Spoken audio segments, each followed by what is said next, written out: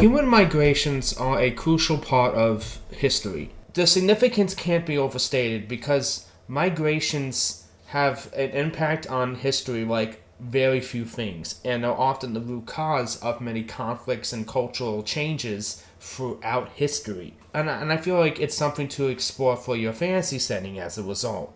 I'm more going to be talking about a couple examples here because there's a lot to talk about otherwise. To be honest, I would have to do a lot more research myself on the matter. There's many things to be discussed. I mean, obviously throughout history you have like tribes of humans who were just natural like nomads. They're like hunter-gatherers. I'm talking about the stuff that causes whole peoples to move from one area to another. One example to talk about are the sea peoples, which we're not exactly sure where they're from. Some people say that they were from Mycenaean Greece. Some might have come from some islands. Who knows for sure? What we do know is their invasions and migrations caused the collapse of the Hittite Empire, and even if they didn't directly lead to the Bronze Age collapse, they were definitely a massive contributing factor, which ushered in the Iron Age and basically reset the board. And you see this a lot, like the Indo-European tribes from like certain areas moving to others, often usurping or merging with the locals. Like some of the earliest human migrations out of Africa were caused by a volcanic eruption. Sometimes migrations can be reactionary to other invaders, which leads to one of the most horrific instances of this, the migrations of the Germanic tribes during late antiquity. And this was basically in two waves. The first wave, which was largely Germanic tribes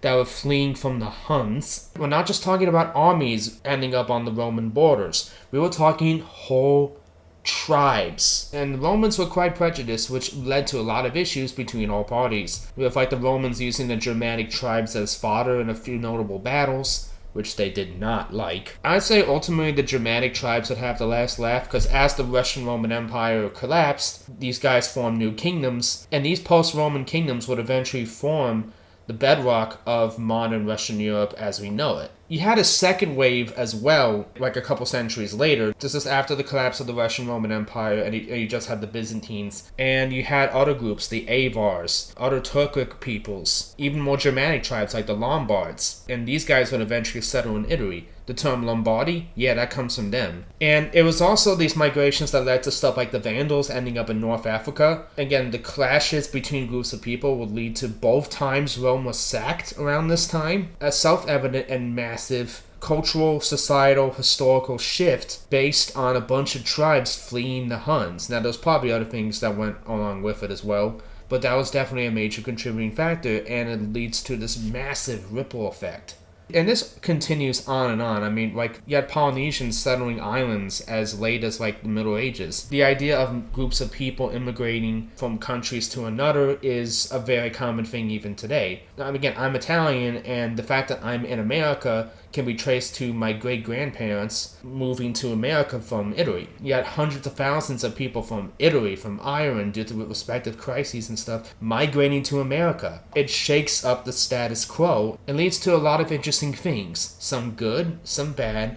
And again, like the cultural ripple effect, seriously, like the modern Italian-American identity is such a big deal for me, and that wasn't even a thing like a century ago. I know I've been talking a lot about this, but what is the point I'm trying to make regarding how you can apply this to a fantasy setting? One, this provides a natural point for conflict and drama. Like, say you have like a major volcano in your setting, it erupts, moves people, or like dwarves or orcs or whatever you have, which can cause a ripple effect. What if there's like a fearsome dark lord that is so dangerous that everyone's trying to get away from him? You see how this all kind of like ties together? Tolkien did this, particularly with the Númenóreans. When the Isle of Númenor sank, you had the realms in exile forming kingdoms in Arnor and Gondor, and they often mingled with the local humans that were there. You also had the kingdom of Ravanian, I think it's called, in the north, which eventually collapsed, and its people ended up scattering to the wind. Some of them became Dale and Lake Town, and some of them became the Rohirrim. Yeah, seriously, like, there's a whole, like, progression there. Tolkien thought this through, okay? And conversely, this is also why I'm very critical of forced representation, because it takes thousands of years for these separate cultural identities to form. Like, there's a lot of interchange and specific context and gradual things. And that's not even going into the idea of, when I say Germanic, I'm not saying German. Germanic is not the same as German. It's like a common ancestor. And this applies to a lot of things.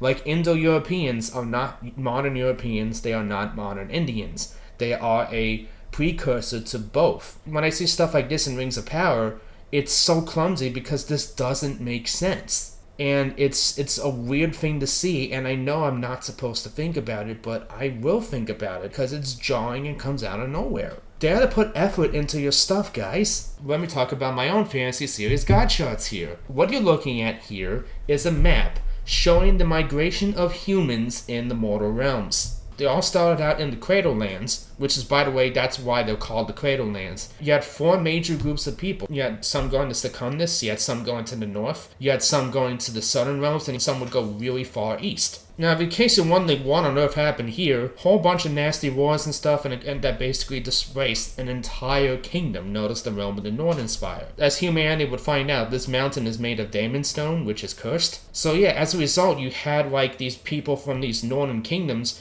migrating south and intermingling with the peoples here that didn't go as far north. And you have a similar thing here, like later on, where like these people from the lands of Secundus moved eastward to get away from demons, which mingled with the southern peoples and stuff. The Triad itself, I designed it to be like a massive cultural exchange point between 3 major groups, which leads to a lot of natural diversity. And you have a similar thing here as well, where you have like people from the Cradle Lands later on, like a later group of Cradle Lands moving out into these lands, mingling with the native peoples and becoming the Nova Lands. I put a lot of effort into thinking through my representation, because I want to have representation in my fantasy setting while having it make sense, add up, and feel real.